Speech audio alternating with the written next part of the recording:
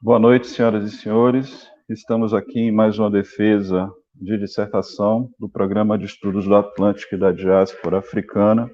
Hoje, dia 9 de abril de 2021, agora iniciando às 18 horas, teremos a defesa do trabalho de Luciane Aparecida Goulart, intitulado Da Costa do Ouro, Gana, ao sul da Bahia, no Brasil, a produção de cacau entre 1925 a 1946. Hoje teremos a participação como banca examinadora, além das professoras Laila Birta da Casa, a presença do professor Carlos Alberto Garrido de la Calle, da Universidade Veracruzana do México. Também estará conosco o professor Alain Pascal Cali, da Universidade Rural do Rio de Janeiro, e representando o nosso programa como arguidora interna, a professora Laila Birta. Gostaria de desejar aos professores uma boa noite, né? Boa noite de trabalho, e pedir a Luciane que se apresente. A dinâmica do nosso trabalho hoje se dará da seguinte forma: Luciane terá de 15 a 25 minutos para apresentar o seu trabalho, a sua dissertação.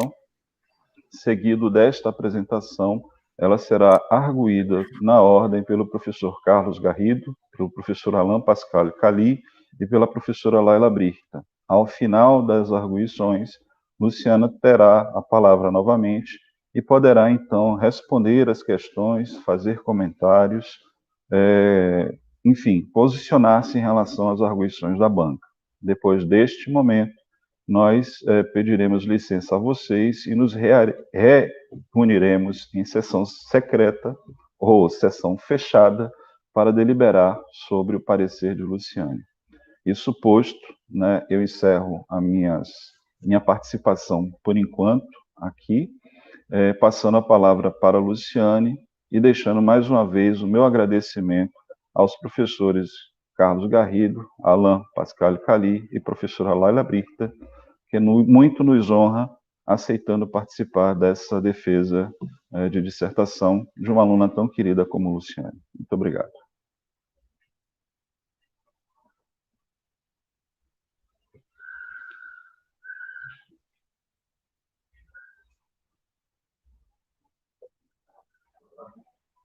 Luciane, seu microfone está desligado.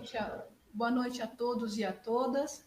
Agradeço o convite dos professores e da professora que aceitaram. Agradeço o fato de vocês terem aceitado o convite. E vamos dar início, então, à apresentação. A minha dissertação, o assunto dela é o cacau, na Costa do Ouro, hoje chamada de Gana, e no sul da Bahia, entre o período de 1925 e 1945. Pode passar?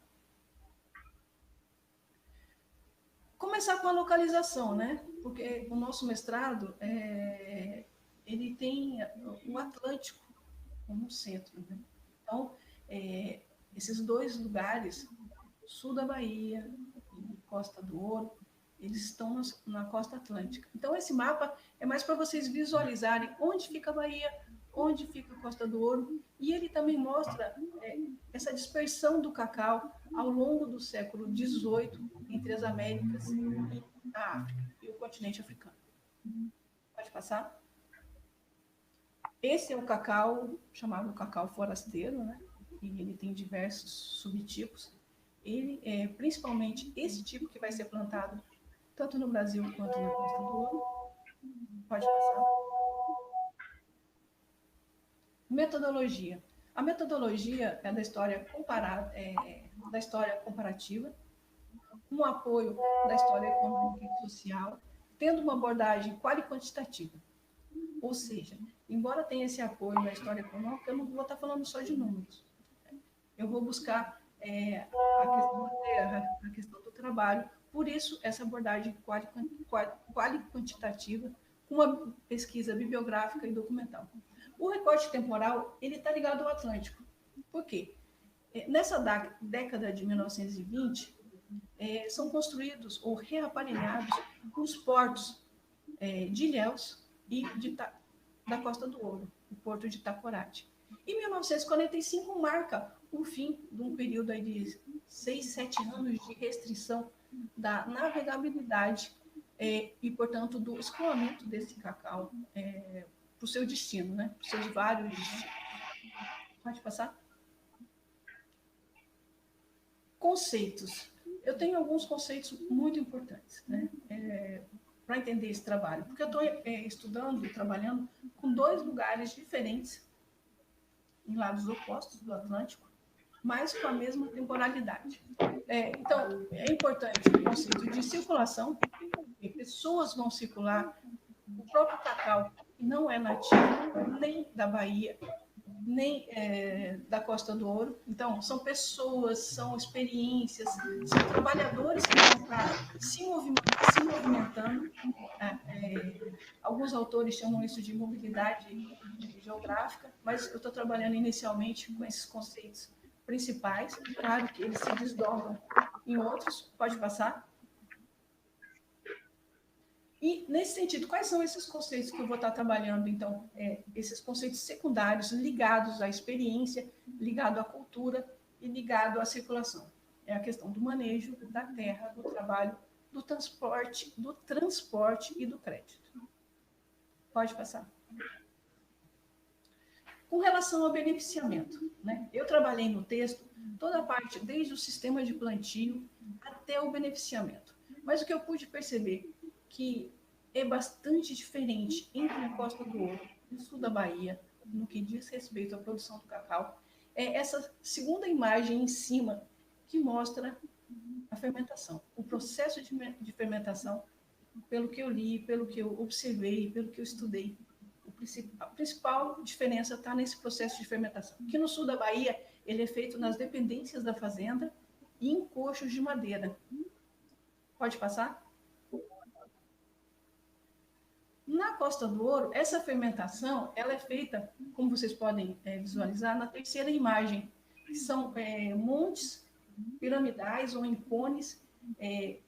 Então, o cacau mole ele foi retirado do coco do cacau, né? Então, esse cacau mole é retirado e ele é amontoado em formato de cone, pelas imagens e pelo que eu li, próximo à plantação, e esse processo de fermentação ocorre ali. Então, para mim, essa é a principal diferença no que diz respeito desde o sistema de plantio até o beneficiamento. Próximo. Claro, nós estamos falando aí de um cacau, de um produto de agroexportação tropical e que causa impactos. Ele vai causar impacto na forma como os trabalhadores, os fazendeiros trabalham a terra, né? E isso vai, segundo o M. Boccolo, isso vai impactar, vai trazer uma nova geografia espacial. As relações de trabalho, as relações sociais vão ser transformadas. Próximo. Com relação à terra, na Bahia, no sul da Bahia, as propriedades elas têm uma classificação que diz respeito ao tamanho delas, pequeno, grande, médio, e essas terras elas são compradas do Estado, são as terras devolutas, terras que desde lá do período das capitanias hereditárias não foram plantadas, não foram utilizadas, e nesse momento, a partir aí da segunda metade do século XIX, ou no final do século XIX, essas terras começam a ser utilizadas para plantar cacau, né? Na Costa do Ouro, a dinâmica é diferente. Você não tem a questão da classificação em pequeno, grande ou médio, mas quem é o dono dessa fazenda? Que tipo de donos, de proprietários elas têm? São fazendas familiares, as fazendas do banquinho, chamado estu, e as fazendas dos forasteiros abusam. Gente que não é do local, migrantes que foram atrás de terra,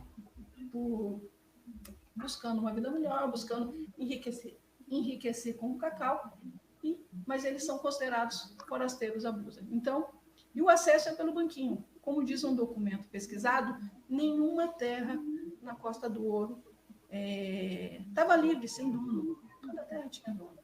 E eram as aldeias as donas nessas terras, né? Próximo.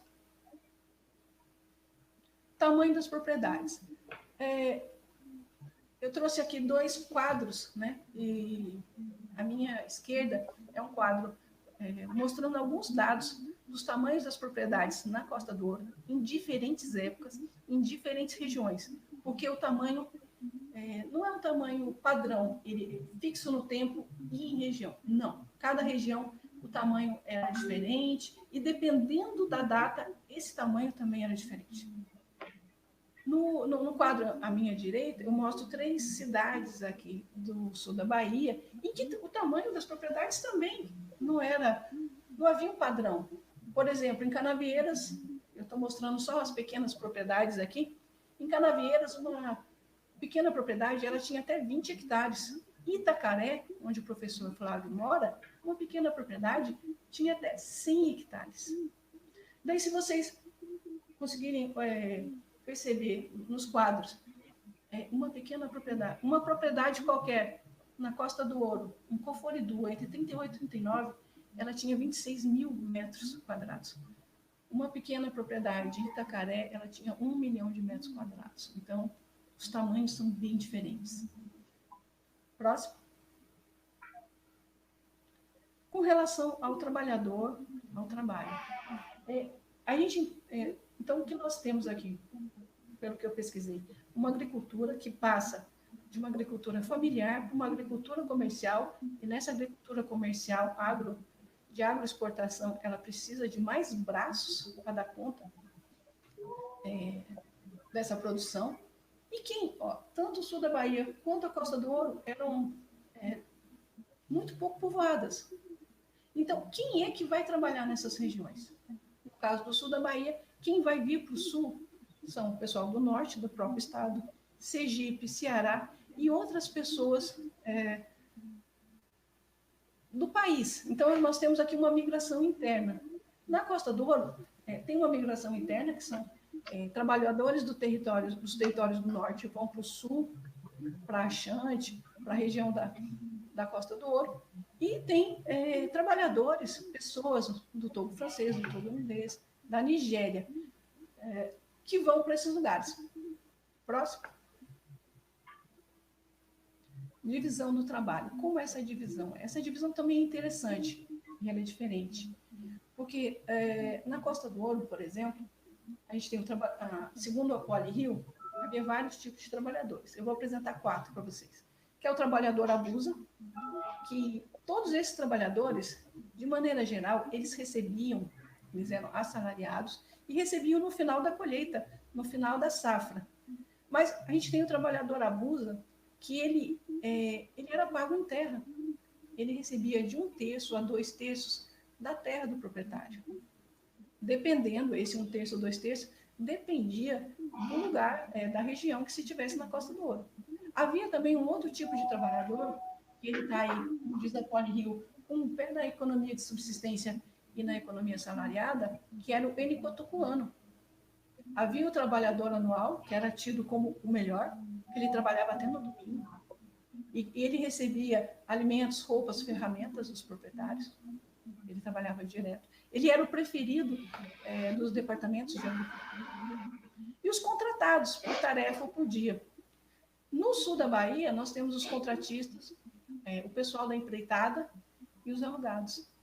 Os contratistas, eles abriam a floresta, plantavam o cacau e depois de 7, 8 anos eles entregavam aquele pedaço para o proprietário, recebendo pelo pé de cacau plantado.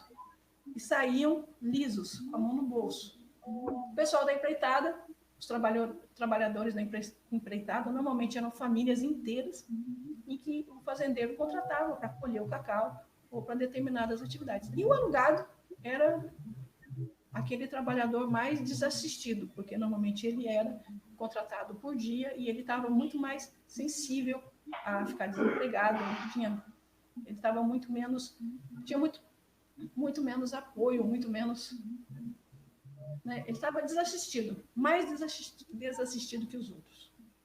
Pode passar? Remuneração, condições de trabalho. A gente sempre lê, principalmente no Jorge Amado, que as condições do trabalhador do cacau eram ruins, eram péssimas. Com certeza eram péssimas mesmo.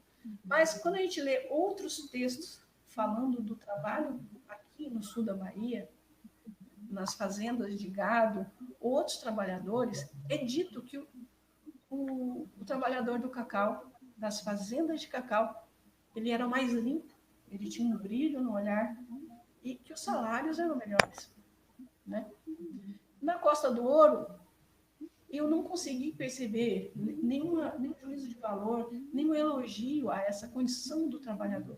Mas o que eu percebi pelos textos é que você tem o trabalhador assalariado, que vai receber no final da safra, da colheita, e uma parte desses trabalhadores ainda pode ficar com um pedaço de terra, que é coisa que no Brasil não existia. Então, as condições eram ruins, mas não eram as piores. Pode continuar. Transportes e crédito. Esse foi o meu terceiro capítulo. Daí, eu até discuti com o meu orientador, com o professor Flávio, por que colocar? Por quê? Durante o processo de qualificação, o próprio professor Cali, ele falou, olha, você tem que trabalhar, mostrar que o cacau mudou o espaço, muda as relações. E o cacau, ele demandou uma mudança no transporte, no escoamento dessa produção. Então, aqui no sul da Bahia, pode passar. Na Costa do Ouro, o que se tinha era um transporte de cabeça, porque você havia as florestas, quilômetros de florestas, você ainda tinha a mosca de tsetse, que causa a doença do sono, então não tinha como você usar burros, cavalos. Então as pessoas tinham que carregar as cargas de cacau e outros produtos na cabeça. Então essa imagem da tela, ela mostra principalmente mulheres carregando o cacau. É uma imagem, eu acho assim, muito interessante, porque quando a Polly Hill fala do trabalhador enicotuano, ela fala, ó, ele faz de tudo, menos carregar o cacau. Porque quem transporta o cacau são as mulheres. Mas ela não entra em mais detalhes. Mas eu achei essa foto, achei interessante. Então, as estradas, as rodovias na Costa do Ouro, elas são em muito maior número, aqui só de duas regiões que eu pesquisei, são 769 quilômetros de estradas. Pode passar. No sul da Bahia, essas estradas. A primeira imagem é uma imagem da inauguração da estrada da rodovia Ilhéus Macuco, em 1929. A imagem de baixo é a inauguração da ponte. Não é exatamente a inauguração da ponte, mas mostra a ponte do Rio Fundão. E essa ponte foi inaugurada em 1927, 28. Então, para você ter essas estradas, ter essas rodovias, você precisava de pontes. Então, gastou-se muito. Foi necessário que muitas pontes fossem construídas. Mas com que recurso? Normalmente o recurso do município, às vezes o Estado dava um pouquinho, mas era havia um estado de precariedade. E eu posso dizer, pelas leituras que fiz, que em 1924 não havia nenhuma estrada de rodagem no sul da Bahia. E éramos uma região que, segundo alguns historiadores e economistas, carregavam o estado da Bahia. Em 1927, por exemplo, o intendente Mário Pessoa, ele termina a sua gestão e ele escreve que, por exemplo, o Silva Campos escreve que ele fez 100 quilômetros de rodovia.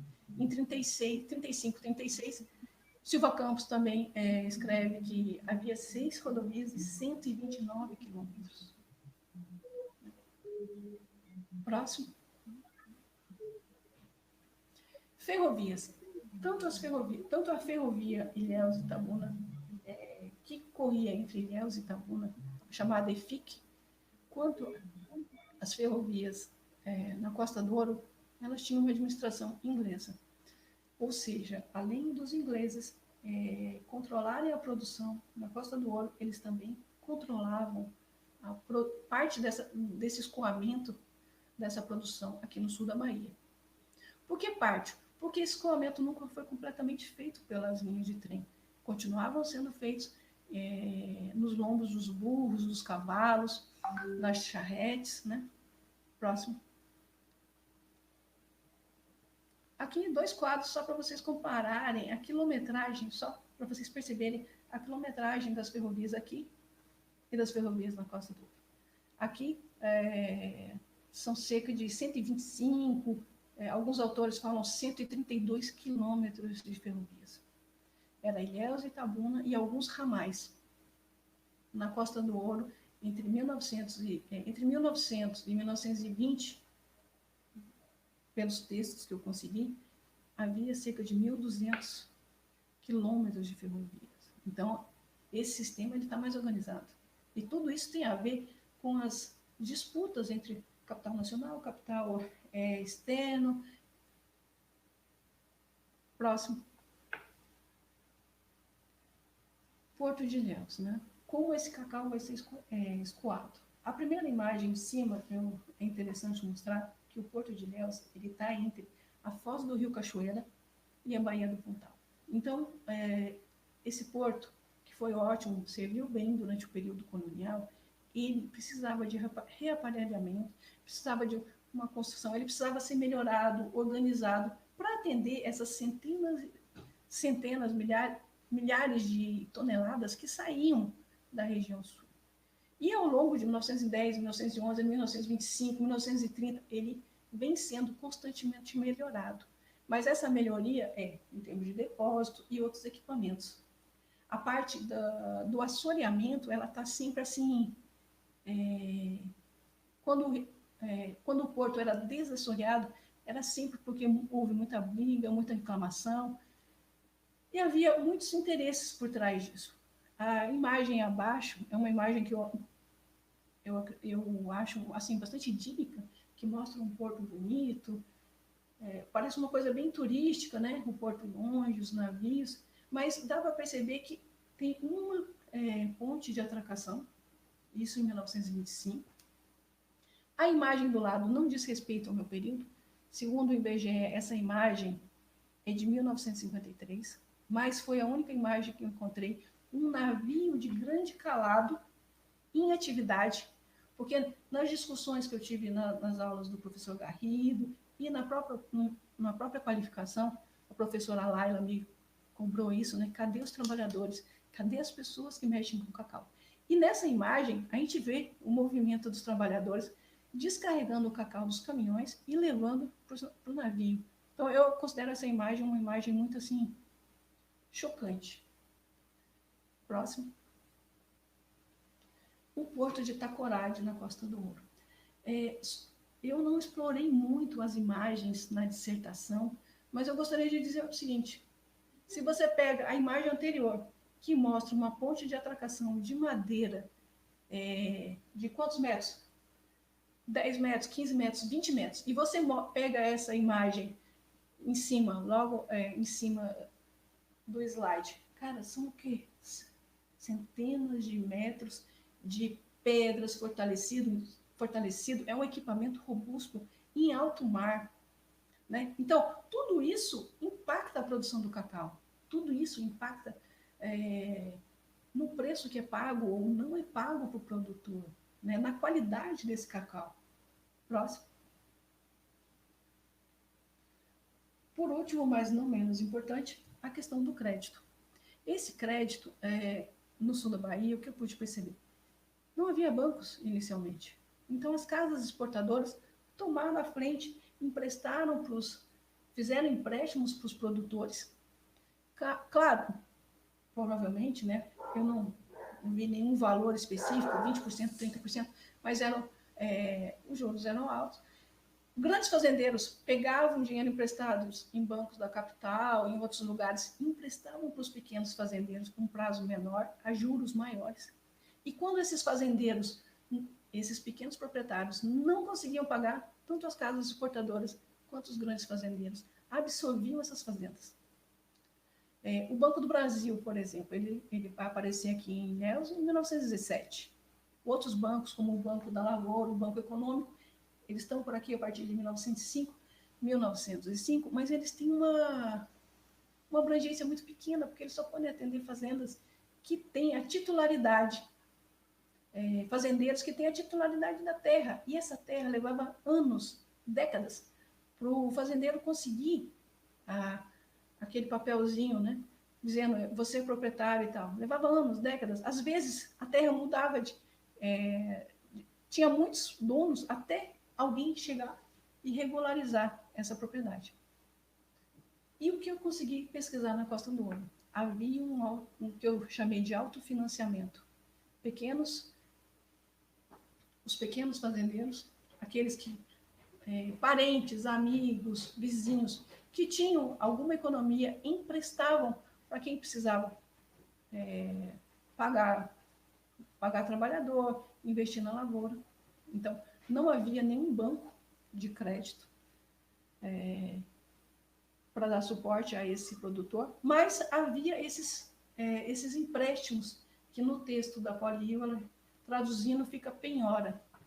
E esse sistema é antiquíssimo, porque, segundo a Poli-Rio, já havia o costume de penhorar, por exemplo, o tecido quente. E esse mesmo sistema de penhora foi jogado para quem estava precisando de dinheiro para investir na sua propriedade, na sua lavoura de cacau. Claro, havia, como eu posso dizer, havia chefes que queriam os bancos que providenciassem o crédito. Havia chefes locais que não queriam. Então, assim, os produtores estavam divididos. Mas os funcionários coloniais e outras autoridades, o que eles diziam? A gente não vai emprestar para o indivíduo. A gente pode emprestar para as cooperativas.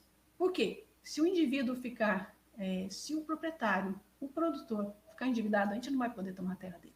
Porque essa terra não é dele. Essa terra é da família dele. Essa terra é da aldeia. Então, como diz a Poli-Rio, os ingleses não quiseram criar atritos com os produtores e investiram em cooperativas, que, por exemplo, na visão do Tosta Filho, essas cooperativas eram horríveis, era um desperdício de dinheiro. Mas essa questão do crédito, ela tem a ver com uma forma da posse da terra, do usufruto da terra na Costa do Ouro. Próximo. Minhas considerações finais, algumas ideias, né? Então, esse manejo, a principal diferença é no processo de fermentação. Eu li alguns autores dizendo que o processo de fermentação e de secagem era superior em outros países concorrentes com a Bahia. Não eram. No caso da Costa do Ouro, o processo de fermentação, o nosso processo de fermentação, estou falando nosso, mas eu sou de Minas, o processo de fermentação no sul da Bahia eu considero superior. Né? Com relação à terra, na Costa do Ouro, que eu percebi, o que eu observei, há um processo de fragmentação dessa posse, dessa terra. Enquanto no sul da Bahia, ao longo da década de 20, e vou exagerar, ao longo da década de 30, há um processo de concentração dessa terra. Com relação ao trabalho, a gente tem a mudança de um trabalho da agricultura familiar para o trabalho assalariado. Claro, na Costa do Ouro você tem o pagamento por esse trabalho, mas a terra também serve de pagamento. E no sul da Bahia a gente tem um assalariado que fica refém dos armazéns dos proprietários. Com relação ao transporte, na Costa do Ouro, eu percebi, né, até conversei bastante com o professor Flávio, que parece haver um gerenciamento centralizado desse transporte. São centenas, dezenas de quilômetros a mais de estrada de ferrovia, o porto é muito mais robusto, enquanto no sul da Bahia, o que foi percebido? Uma descentralização, uma desorganização desse sistema de transporte, de escoamento. Com relação ao crédito, na Costa do Ouro, então, o que foi percebido foi essa organização própria, esse autofinanciamento. Havia muitos problemas, vários autores e funcionários coloniais diziam que os proprietários estavam se endividando demais, eles estavam buscando soluções, mas não era algo predatório. Enquanto que no sul da Bahia existe um sistema de crédito desorganizado, que eu até estou escrevendo aqui, sem planejamento, sem fiscalização e predatório. Porque o objetivo não era aumentar a produção, cuidar da terra, cuidar do produtor, era, sim, absorver essas propriedades. Próximo. Essas são as minhas referências. Próximo. Próximo. Próximo. Mais um. Então, eu quero agradecer demais, né? Então, merci, professor Alain. Graças, professor Calido. Muito obrigada, professor Flávio, professora Laila. E finalizo aqui a minha apresentação. Muito obrigada.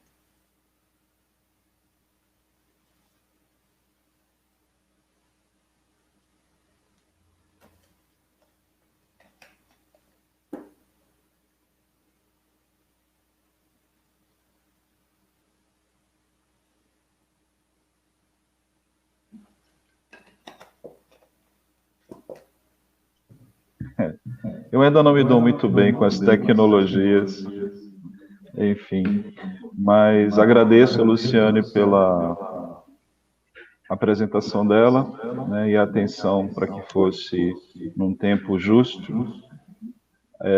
Passo agora a palavra ao professor Carlos Garrido para suas considerações, perguntas, ponderações. Professor, faça uso da palavra. Gracias, profesor Flavio. Buenas tardes a mis colegas, profesores. Luciane, buenas tardes. Quiero compartir con ustedes algunas palabras. Las organicé en 4 rubros: el contexto histórico, algunas consideraciones metodológicas, algunas preguntas y sugerencias. Número 1, como contexto histórico, Luciane, tu investigación enriquece la historia oficial que conocemos del cacao en México. En otras palabras, en México tenemos una historia oficial la cual nos dice que hemos sido grandes productores del cacao.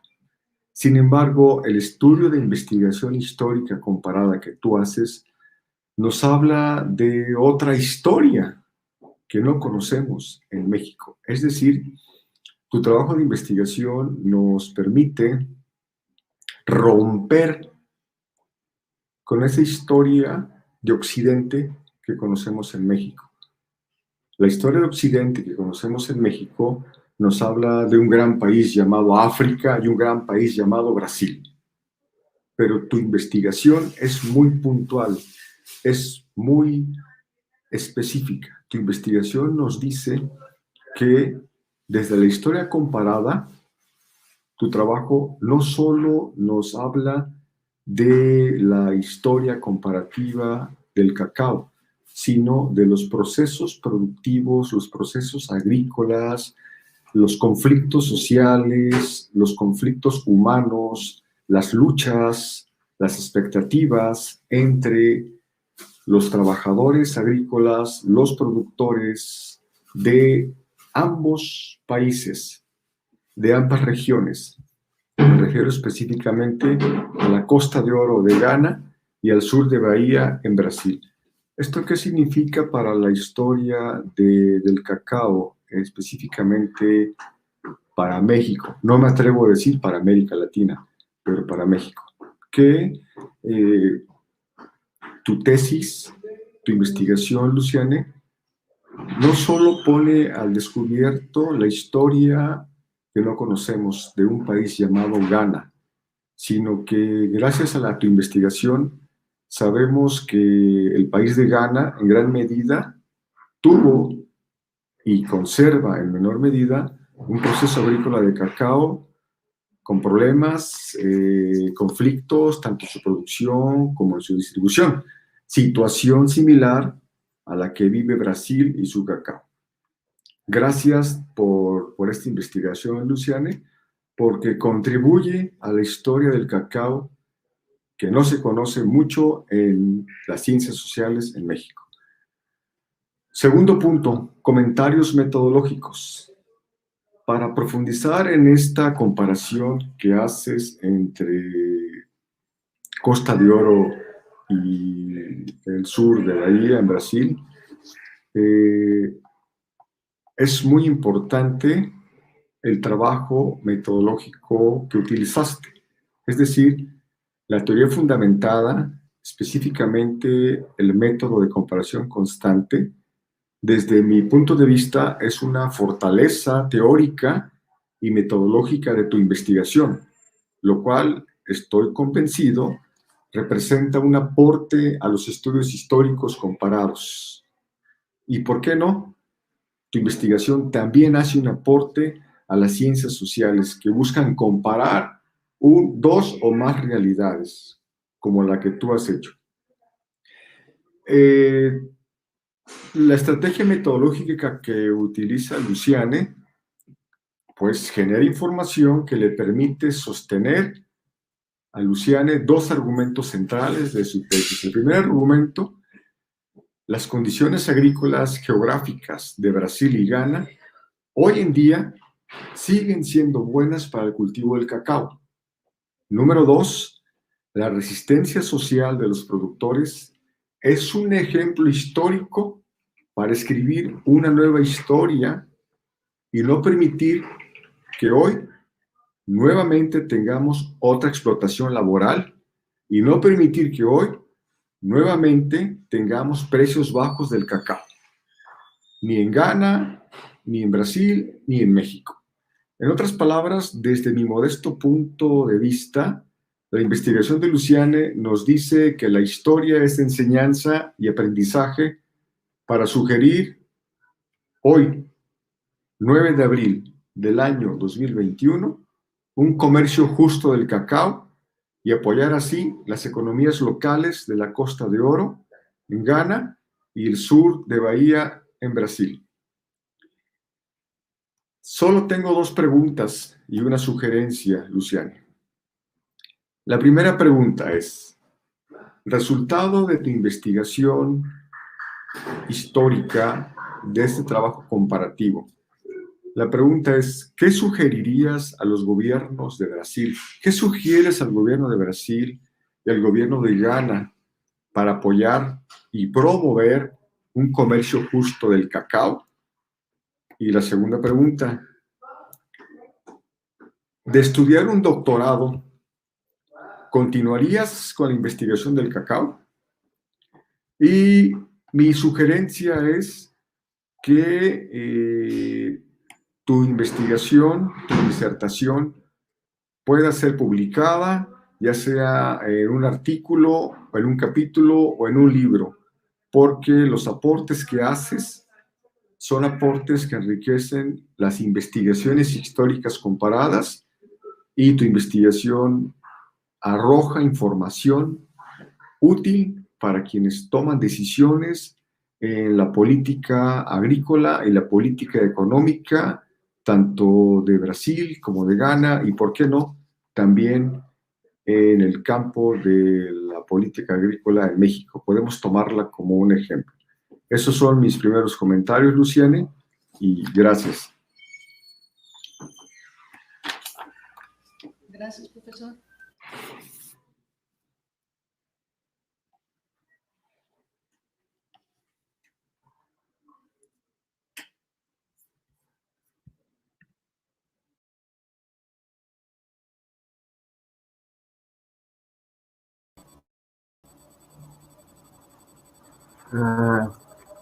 Boa noite a todos e a todas. Obrigado, Flávio, pelo convite, Luciana. E também os colegas que eu encontrei aqui, que estou conhecendo agora. O colega Garido, do México. Bolela, boa noite. Assim por em diante. Antes de iniciar a minha fala, já vou ajudar Luciane para a resposta da pergunta que o colega Garido colocou em relação ao Ghana no que diz respeito ao cacau. O Ghana acabou de tomar uma decisão algumas semanas atrás de que qualquer empresa ou multinacional que fabrica chocolate e que compra o chocolate, o cacau do Ghana, vai ter que instalar as fábricas no Ghana. Não vão mais comprar produtos brutos e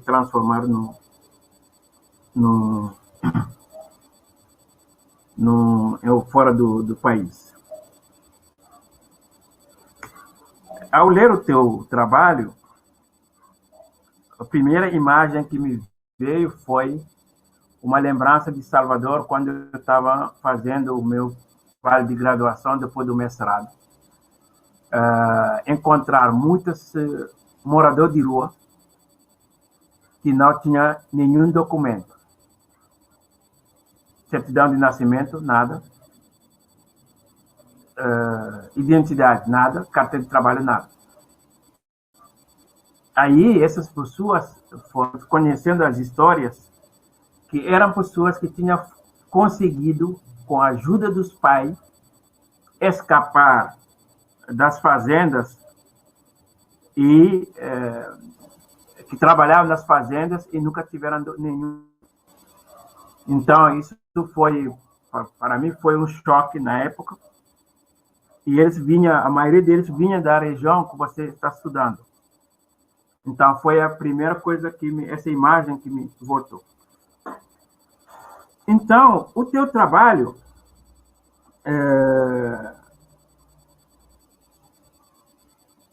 me exigiu muita cuidado de leitura. Então, exigiu muito como falar hoje. Porque, queira não, que você está falando do cacau entre o Brasil e o Ghana, você está falando, e em nenhum momento isso apareceu, está falando do navio negreiro. Porque o navio negreiro não transplantou só milhões de africanos para as Américas, mas trouxe também animais, trouxe grãos, trouxe ervas, trouxe plantas, trouxe um monte de coisa, ideias, técnica, tecnologia. Mas das Américas, levou para outras regiões do mundo grãos, plantas, animais e um monte de coisa. Então, o cacau, é possível falar do cacau sem falar do navio negreiro? Essa é a primeira pergunta que eu estou fazendo para ti. Então, nesse contexto, a história do Ghana está atrelado à independência dos Estados Unidos. A independência dos Estados Unidos implicou, como para todas essas potências coloniais tradicionais, grandes perdas. A independência do Brasil proporcionou a maior perda para Portugal. Saint-Domingue para a França. Então, essas potências que perderam com as independências vão fazer uma readequação, uma reformulação dos mapas coloniais para inaugurar novos processos, que é a colonização territorial na África e na Ásia. Porque há agora o novo capitalismo tem suas exigências que devem ser atendidas. Matérias-primas e mercado de consumidores. Então, eles vão fazer, e por isso que sempre eu digo que as Américas foram laboratórios para essas potências, e eles ao levar para o Ghana, e é bom dizer que entre a sociedade dessa região e os ingleses são velhos conhecidos, porque boa parte das pessoas trazidas para as Américas e sobretudo, o Caribe inglês vinha dessa região. As pessoas que vão encabeçar movimentos políticos chamados revoltas na Jamaica eram Akan. Então, são velhos ingleses, essas pessoas são velhos conhecidas. O que me surpreendeu muito no teu trabalho é esse silêncio relacionar, colocar no cerne da tua análise a colonização, o navio negreiro. Porque no contexto, e quando você vai tentar fazer histórico, as brutalidades são caladas. No contexto brasileiro, E uma coisa que não é só brasileiro, acho que em todas as Américas, há uma dificuldade no mundo acadêmico de analisar como as independências, inclusive no contexto brasileiro, 1822, inaugurou uma nova forma de colonização. As novas elites vão fazer readequações, reformulação, readaptações de ferramentas, de mecanismos, de meios que os portugueses tinham usado para assentar essas novas classes. Então, e por isso, quando você olha a lei da terra, que proibia ao negro o acesso à terra, ou tornava a terra mais complicado para o liberto, a lei do ventre livre, a lei do sexagenário, você vai ver como essas novas elites brasileiras colocaram meios, mecanismos jurídicos, políticos, ideológicos para uma reformulação dessas brutalidades coloniais. Então, no momento em que não se consegue analisar de que o Brasil é produto dessa colonização,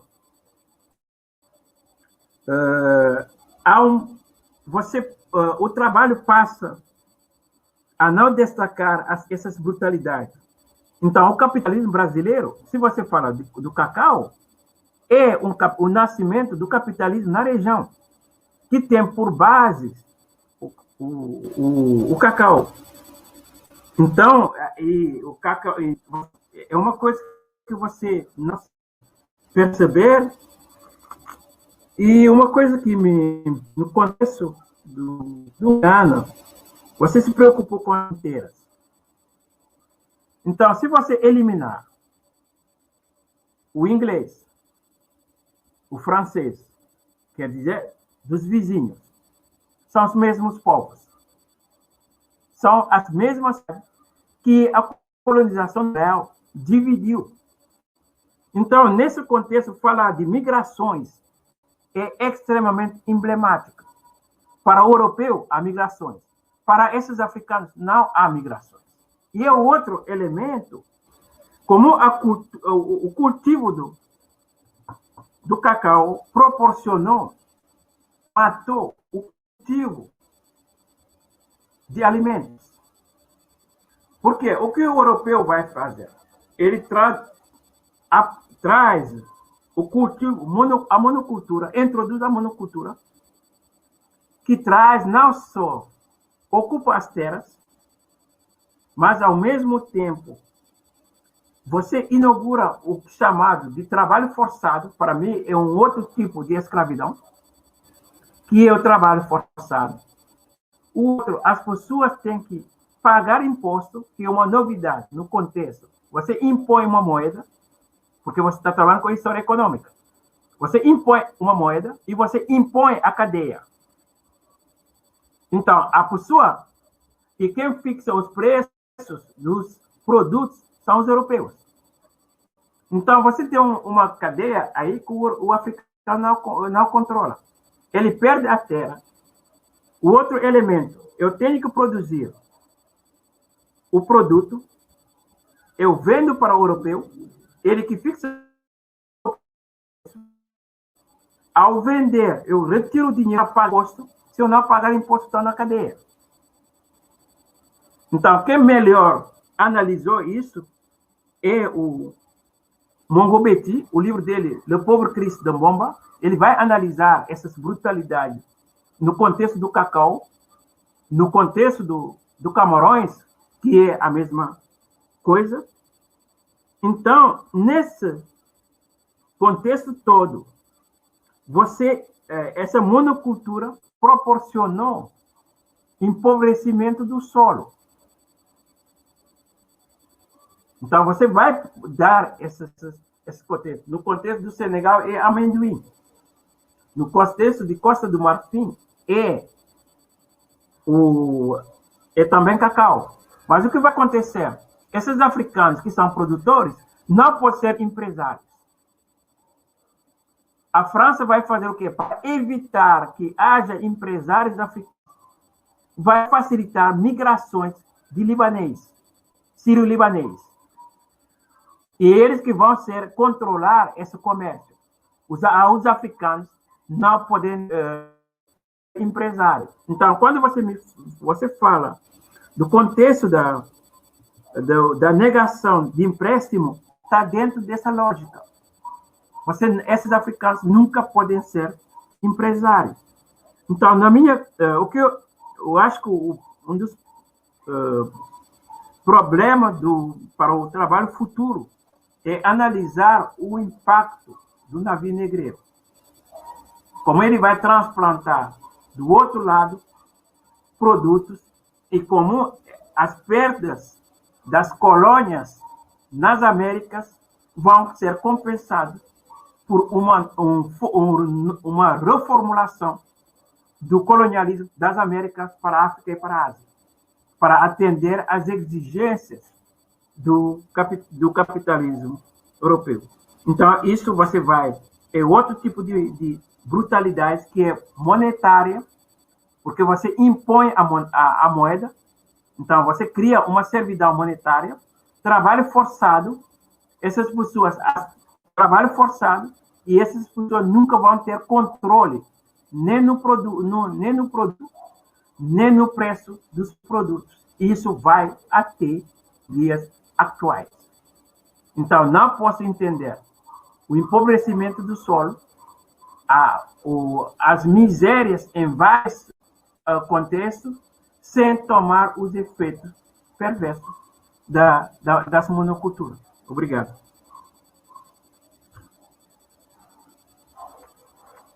Obrigada, professor Calil.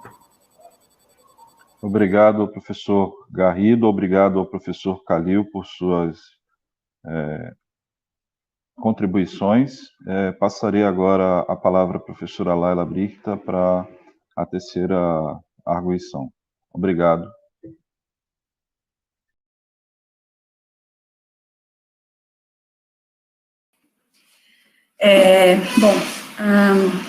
Boa noite, Luciane, todos. Em primeiro lugar, eu queria te agradecer ao convite para estar participando da sua banca, desse trabalho, e eu vou tentar tecer alguns comentários, e lembrando, assim, que às vezes a gente tece alguns comentários para o futuro, né, para ele melhorar e enriquecer a sua trajetória, que já é uma trajetória muito boa. Mas antes de começar a fazer os meus comentários, eu primeiro queria te parabenizar por alguns motivos, né? O primeiro parabéns, eu costumo dizer que é terminar um trabalho, né? Mas eu acho que o que mais me chamou a atenção na sua trajetória, não nesse momento agora da minha fala, e eu quero destacar isso, nem agora exatamente esse trabalho, que é muito bom, sobre diversos aspectos, ainda que tem alguns pontinhos que a gente vai conversar, mas é porque ao longo da sua estada no mestrado, a gente teve a oportunidade de conviver com uma pessoa de uma generosidade muito rara, assim, uma pessoa de uma generosidade que fazia muito tempo que eu não via, e eu não gostaria de encerrar a sua passagem por esse mestrado, sem notar isso, a pessoa incrível e generosa que você é, e ao mesmo tempo corajosa, né? Já passa, assim, para o meu segundo comentário, porque fazer um trabalho na perspectiva comparativa é um desafio em qualquer momento, e muito mais no espaço temporal de um mestrado, né? 2 anos é muito pouco para se fazer um trabalho, é muito pouco, 2 anos é muito pouco, ponto, né? E no seu caso, especificamente, você se debruçou sobre 2 realidades, né? A realidade do sul da Bahia, que, como você mesmo disse, sequer é sua realidade original, né? Você veio para cá, e a realidade de Gana, que mais distante ainda de você, né? E o acesso a fontes também eu sei que dificulta muitas vezes a execução desse tipo de trabalho. É muito difícil, eu sei, por experiência própria, a dificuldade que é fazer um trabalho comparativo. Então, eu também queria marcar essa sua, e parabenizar você por essa coragem de fazer um trabalho no campo da história comparada. Queria também chamar a atenção para um outro elemento que o professor Garrido já tocou e que, de fato, eu quero marcar novamente aqui. Você tem um trabalho que, do ponto de vista metodológico, ele é extremamente importante, porque você faz uma pesquisa profunda de fontes, né, de dados. Acho que tem alguns pontos, eu vou marcar, que eu penso um pouco diferente sobre alguns pontos, né, analisados por você, mas o que mais importa é a sua dedicação para fazer um trabalho exaustivo, de ir atrás de fontes, de se embrenhar nessas fontes, de trazer, de fazer tabela, de analisar essas tabelas. Isso é extremamente importante nesse nosso momento em que, às vezes, se faz análises muito gerais, né, muito narrativas da história, e tem o seu lugar, mas, de vez em quando, a gente precisa também de trabalhos que estejam ali analisando dados, analisando as fontes da maneira como você trouxe para a gente, né. Você mesmo já fez um comentário na sua apresentação de que você não analisou muito calmamente as suas imagens. É uma pena, eu tinha notado isso. As suas imagens, elas são muito importantes. Você, inclusive, anuncia que você vai fazer que você não usa as imagens somente para ilustrar, mas também a imagem como uma fonte documental. Mas, em alguns momentos, você poderia ter feito essas análises. Essa é a primeira crítica que eu faço ao seu trabalho, né? Então, por exemplo, eu não vou passar por todas, porque não vem ao caso, mas teve uma mesmo que me chamou atenção, e você até colocou nessa apresentação sua, que são as mulheres carregando o cacau, as sacas de cacau na cabeça, e do mesmo autor, tem no corpo do texto uma outra imagem, que é um caminhão, eu acho, carregando sacas de cacau, se não me engano. E a obra, a foto, o livro, ou o documento, está datado de 1972, mas eu não fiquei na dúvida se você se referia, se aquelas imagens são de 72, me parece que não, né, mas não ficou tão claro, e aí, às vezes, uma análise mais minuciosa dessa fonte poderia enriquecer para a gente, né, porque, às vezes, quem está pesquisando sabe e se passa na hora de escrever, aí nós que estamos lendo não pesquisamos, então a gente fica só com aquilo, e às vezes tem essa falha, né, então esse é um comentário já que eu queria fazer com você. Deixar aqui registrado. Bom, vamos lá. Eu gostei muito do seu trabalho, Luciane, porque você trouxe para a gente, né, para quem vai ler o seu trabalho aqui, uma série de informações, uma série de dados, né, sobre a região, né, que o trabalho sai daqui, as pessoas vão conhecer o sul da Bahia, e uma série de informações e dados de Gana, que as pessoas vão ler e vão conhecer um pouco mais. E podem ter algumas falhas, ou podem ter algumas lacunas, melhor dizendo, talvez, mas que você mesmo explica no seu trabalho. A falta de fontes, né, impossibilita, às vezes, completar tudo. Agora, eu já vou comentar o seguinte, se tinha e se tem uma ideia muito limitada, unilateral, né, quem é daqui do sul da Bahia, sobre a produção de cacau, né, e, então, só se sabe da produção de... Olha, as pessoas daqui mal sabem, às vezes, assim, senso comum, eu estou me referindo, de que o cacau sequer é nativo daqui da região. Eu sei que quem estuda o cacau sabe que não é, mas às vezes no senso comum isso passa, né, porque tem tanto cacau, o cacau foi tão presente aqui na nossa região, que às vezes as pessoas se esquecem de que sequer ele é nativo dessa região. Então você já traz, por exemplo, um dado que é muito importante, que é o fato de ser uma planta que ela é exótica, ela é de fora, ela é exógena, perdão, dizendo, ela é exógena, tanto para a gente aqui, quanto para Gana, e ela é trazida num momento, obviamente, de circulação de mercadoria para um agrocomércio, né, claro que em realidades diferentes, em colonizações, melhor, essas colonizações, num futuro, num doutorado, caso você dê continuidade, possa ser feito, né, porque em alguns momentos eu senti que tinha faltava às vezes de colonização que era diferente, E eu estou falando da colonização porque você marca a colonização. Né? Você faz uma análise dentro do marco cronológico, claro, né? Eu entendo que Gana está sob domínio dos ingleses, né? Mas não é só isso que marca o seu trabalho como um trabalho em que a colonização ela está muito presente. Porque em muitos momentos na sua escrita, parece mesmo que assim, existe um lado muito... Em alguns momentos... fica muito, é como se você se convencesse dessa documentação que você está lendo. Eu vou dar um exemplo, que foi a última nota que eu fiz. Vou ter que botar os óculos agora. É um comentário, ele é só simbólico de como de vez em quando tem umas derrapadas, na minha opinião. E eu vou mostrar aqui para você, uma coisa muito, muito simples, né? No final, assim, já na conclusão do seu trabalho, você vai dizer que... Eu errei aqui de novo, aqui. Você, no último parágrafo do seu trabalho...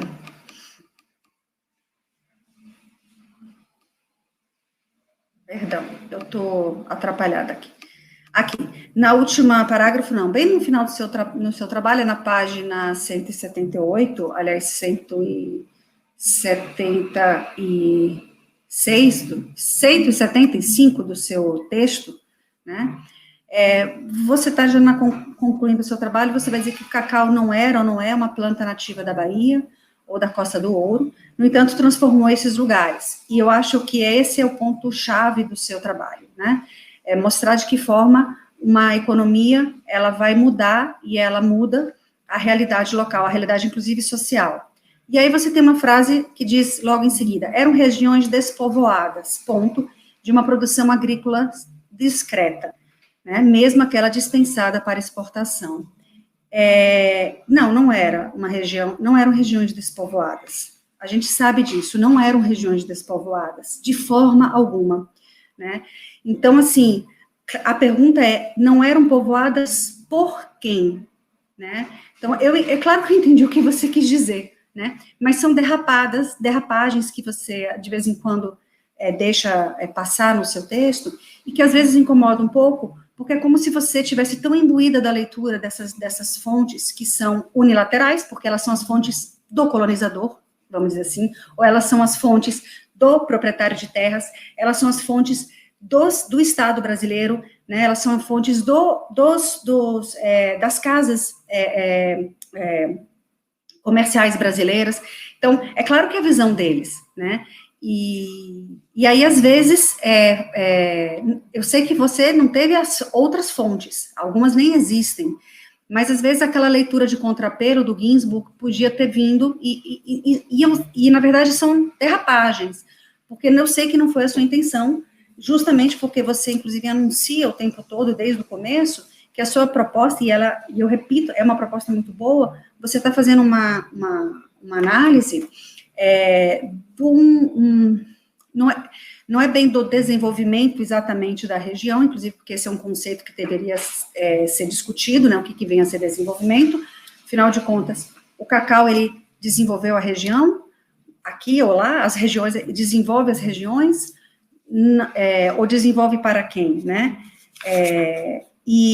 mas você não se propôs a fazer essa discussão, mas você se propôs a fazer uma discussão que é justamente de que forma essa economia, ela ocorre, de que maneira, né, e aí você vai trazer esses dados, de que forma ela realmente vai se dar, né, efetivamente, e de que forma a entrada dessa economia, a entrada desse cacau nessas regiões, e ele não fazia parte dessas regiões, de que forma ele está alterando as relações, ela está construindo as relações de trabalho, ou alterando as relações de trabalho, da propriedade da terra, né, e, obviamente, a inserção das regiões num capitalismo, ou melhor dizendo, eu não vou nem dizer a inserção no capitalismo, desenvolvimento de um capitalismo a partir dessas regiões, porque não é colocar dentro de uma coisa que está sendo construída a partir de, né, então, esses são comentários gerais. Tem um ponto, deixa eu ver aqui, ó, eu fiz umas anotações para passar para vocês aqui.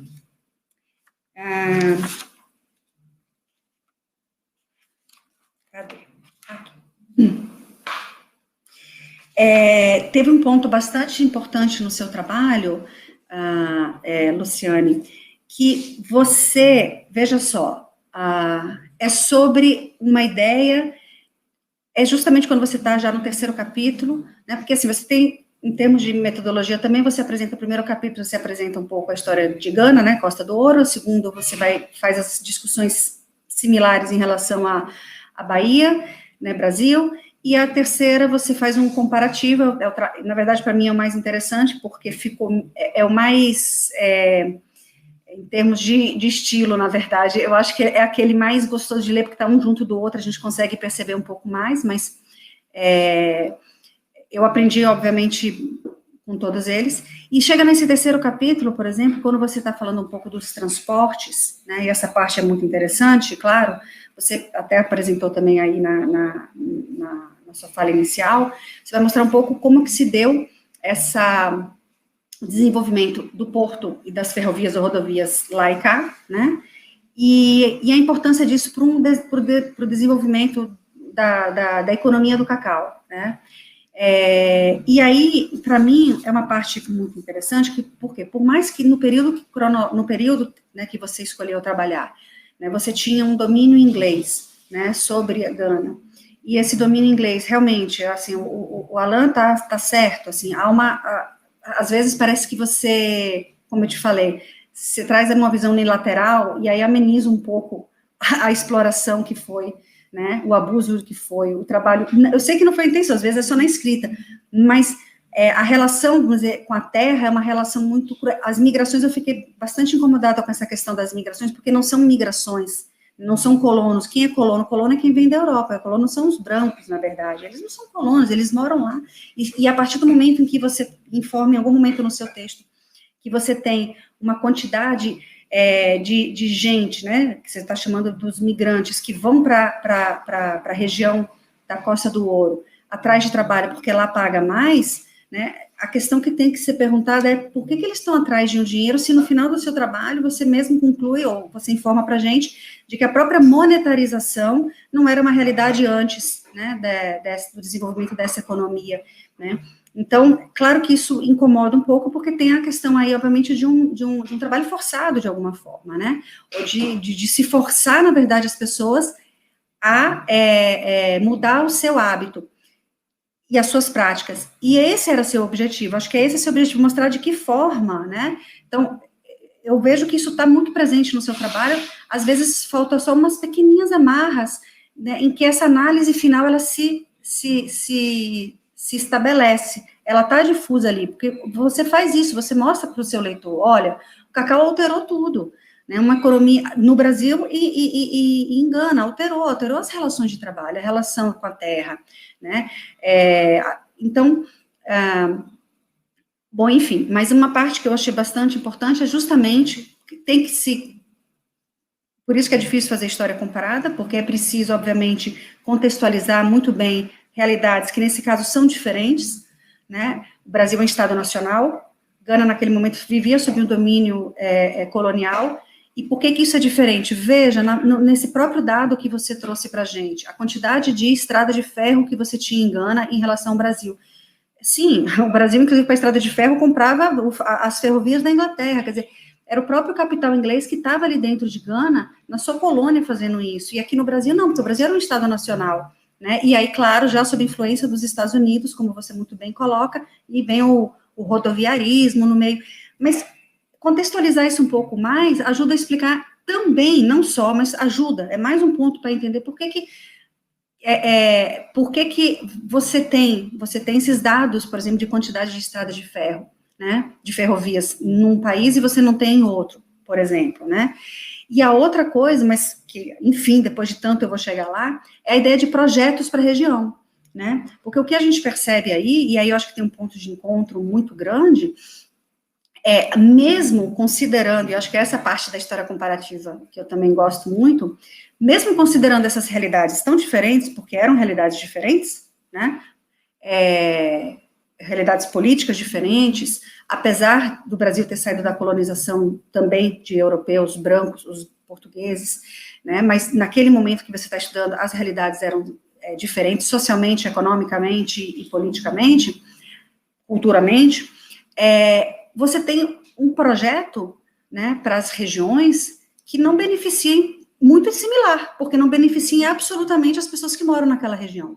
Então, vejam que mesmo em realidades tão distintas, porque são realidades distintas, né, como economia em desenvolvimento agroexportadora, monocultura comum, o cacau, né, que vem originalmente da mesma região da América Central, né, quer dizer, vai chegando, vai se difundindo, mas eu digo, não é uma planta natural dessas regiões, mas há um ponto em comum, e um ponto em comum é esse projeto que não é de desenvolvimento da região, né, apesar das estradas de ferro em quantidade, do porto gigantesco e lindo, me deu vontade de conhecer aquele porto, né, mas, assim, o projeto é um projeto que beneficia a um capital internacional, de qualquer forma, porque você vai trazer as empresas como a Wildberg Company e tal, tem o Misael Tavares, um ou outro, mas são as grandes companhias internacionais que escoam dinheiro daqui da região, como escoavam dinheiro da região, nesse período em que você está se referindo, a gente está falando desse período histórico, né? Então, assim, são projetos econômicos muito similares, né, com pontos de encontros muito claros para mim, ainda que com todas as diferenças, né, e isso para mim é um ponto alto que obviamente acho que dá bastante caldo. Para último, para finalizar, porque eu estou fazendo mais comentários para você ver o que você considera importante para depois comentar, o último é que eu não poderia deixar de notar, porque eu gostei, achei isso muito importante, é um outro que eu me fiquei muito curiosa, sobre, obviamente você não só anuncia rapidamente a importância da questão das mulheres trabalhadoras. E por que eu considero isso um assunto muito importante? Não é só pelo fato de eu ser mulher, você ser mulher, somos as mulheres aqui representando nessa maioria masculina de agora, né? Mais cedo, a banca mais cedo era de maioria de mulheres, agora é de homens. Mas não é só por esse fato, não. É exatamente porque você traz uma questão que também é similar, olha só, né? As mulheres trabalhadoras, não engana, nesse período que você está falando, no campo, e as mulheres trabalhadoras na terra aqui, elas são valorizadas, olha só, pelo que você traz na documentação, elas parecem que têm uma certa valorização, quer dizer, elas precisam investigar, mas eu acho que é um bom indício, você traz bons indícios para investigações futuras, por quê? Elas são valorizadas na qualidade do seu trabalho, dizem que o trabalho dela é melhor em alguns aspectos, né, elas têm mais cuidado em algumas partes, né? Claro que tem especificidade do trabalho das mulheres nas duas regiões, mas a documentação que você traz e que você transcreve para a gente valoriza as mulheres enquanto trabalhadoras, né? Aí eu perguntei por quê, se elas... Sabemos que elas eram trabalhadoras, mas elas eram pouco presentes, pouco valorizadas na época em que elas estavam trabalhando no cacau. E por que a documentação diz isso sobre elas, que elas eram melhores trabalhadoras, né? Então, tem uma questão aí que eu acho que vale a pena, caso você tenha interesse, ou qualquer outra pessoa que esteja nos ouvindo, que tenha interesse em fazer uma pesquisa aí e perceber, tentar investigar um pouco, também, a própria produção do cacau, não é sob a perspectiva das mulheres, não é isso não, mas as mulheres nessa produção de cacau, porque muitas vezes muda de sentido, às vezes a gente consegue rever e recontar a história, ou às vezes preencher certas lacunas, né, certas dúvidas que aparecem. Então é um ponto que eu considerei muito, muito alto, que você não se propôs a discutir, não discutiu, mas você trouxe, pontuou, indicou, com felicidade a esse tema, eu acho que ele é bastante importante. Tem outros pontos mais gerais, que mais para frente se pode investigar mais, como, por exemplo, a importância da terra, né? A terra é disputada, terra e mão de obra são duas coisas importantes num processo de desenvolvimento, e a relação com a terra, você coloca aqui no seu texto um pouco, sobre a relação da terra dos povos africanos em Gana, era diferente da relação da terra nesse período que você está falando aqui, em que você tem uma noção de propriedade privada já consolidada aqui, né, e essa noção de propriedade privada individual, melhor dizendo, né, uma propriedade privada individual, ela está sendo construída, ela está sendo imposta, né, com bastante resistência, claro, como foi aqui também, que em outro momento também foi, afinal de contas, as terras daqui da região, elas tinham um dono, elas eram dos indígenas, e os indígenas nas nossas regiões não tinham uma uma relação de propriedade privada individual, ela era comunal, né? Então, essa é uma questão importantíssima, eu acho, para uma investigação futura. Luciana, eu falei um bocado, e eu vou encerrar aqui, né? Você viu que eu não te fiz nenhuma pergunta, na verdade, direta, mas eu teci alguns comentários justamente para deixar em aberto, para você poder comentar aquilo que você considera mais relevante, mas eu encerro aqui dizendo, mais uma vez, que você está de parabéns pelo seu trabalho, pelo que você fez, né? Pela sua escrita, que inclusive da qualificação para cá, ela está bem legal, está fluida, ela estava mais tópica e não está, né? E é isso, eu acho que é um trabalho de fôlego e de muita relevância para as investigações minuciosas, né, que a gente precisa ter na nossa área de investigação, que é a história. É isso. Muito obrigada, Luciana. Muito obrigada, professora Laila.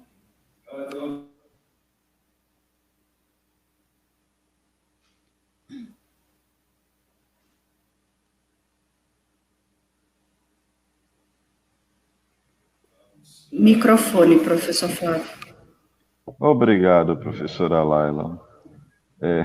Agradeço a senhora por ter participado, né, dessa banca mais uma vez, pelas pontuações que apresentou ao trabalho de Luciane, muito relevante. Agora eu passo a palavra a Luciane para que ela faça suas considerações, responda as questões que lhe foram postas, né, enfim, se posicione em relação à arguição. Eu agradeço a todos as contribuições, as críticas, as inferências, e vamos começar pelo início, como dizia a Jack, né? Vamos por partes.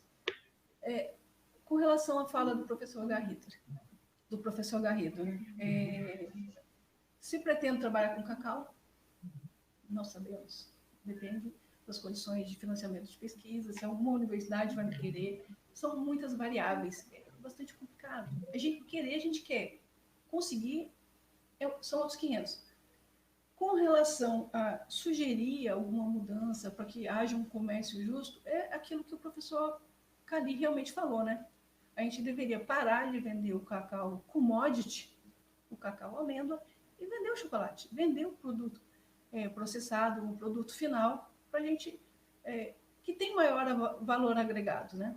Para isso existem muitas ferramentas, assim, que estão sendo construídas no Brasil. As indicações geográficas, que têm um viés desse comércio justo, que valorizam a experiência, a forma com que o produto, vamos dizer assim, o cacau é plantado, se não é um trabalho escravo, se não tem destruição da Mata Atlântica. Então, há ferramentas que estão em desenvolvimento, né? E eu agradeço muito a fala, professor. Com relação à professora Laila, ela falou que o trabalho está mais organizado, né?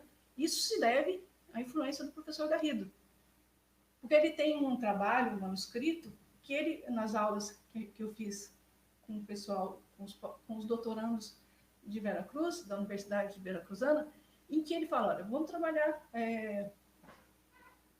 os conceitos primários, secundários, e essas ligações com os secundários, né, a gente organiza, a gente põe isso nos tópicos da dissertação, da tese. Então, eu agradeço muito, professor Garrido, por essa ajuda, por essas informações, por essas ideias, foram importantes. Com relação ao professor Alain, realmente, existe essa lacuna. Como diz a professora Kátia Vignati, tem coisas óbvias que têm que ser ditas.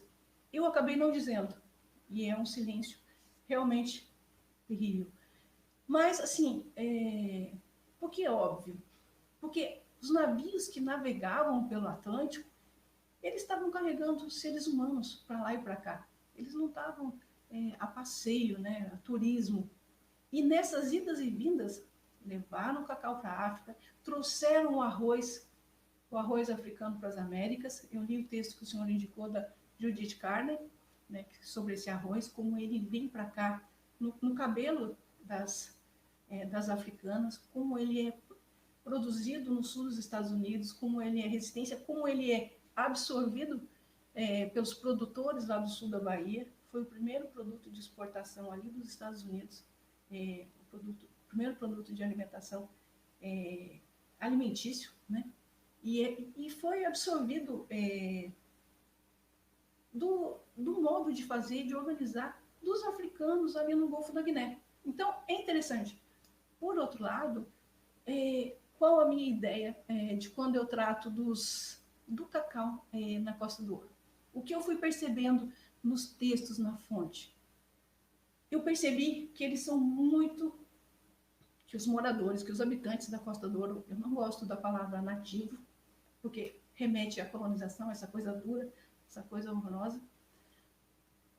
Eu, assim, acabei ficando, assim, empolgada com as resistências dos trabalhadores, dos produtores africanos, frente a essa colonização, algo que eu não percebi tanto no sul da Bahia. Aqui as relações de trabalho, pelo que eu percebi, pelo que eu analisei, são muito mais desumanizadas. Os trabalhadores, eles estão, assim, meio abandonados. Enquanto que, falando de produtores rurais, eles se organizaram, eles fizeram greves, eles não entregaram seu cacau. Eu não encontrei nada disso aqui. Levando para o lado, para a questão que a professora Laila disse sobre as mulheres. Existem mulheres, existiram, existem ainda, mulheres trabalhando nas roças de cacau do sul da Bahia. Mas eu não consegui nenhuma informação de uma mulher proprietária, alguém que chegasse ali na lavoura e falasse, vamos fazer assim, vamos fazer assado, nesse período. Atualmente, eu já assisti várias palestras, e nessas várias palestras que eu assisti sobre o cacau no Pará, o cacau no sul da Bahia, quem tem falado majoritariamente são mulheres. Mulheres, hoje, século XXI, que estão no comando dessas fazendas de cacau. Mas entre 25 e 45 eu não encontrei ninguém. Mas na Costa do Ouro tinha, né? Essas mulheres, assim, embora elas tivessem que às vezes ficar viúvas, ou já estão numa idade em que elas não precisavam ficar cultivando os alimentos de subsistência, elas eram donas, eram proprietárias dessas fazendas, né? Então, é um empoderamento muito interessante. A respeito desse silêncio das fontes, né, de eu não ter trabalhado com a colonização. Por exemplo, eu gostaria de ter achado alguma coisa sobre prostituição feminina na Costa do Ouro. Não achei uma linha. Mas por quê?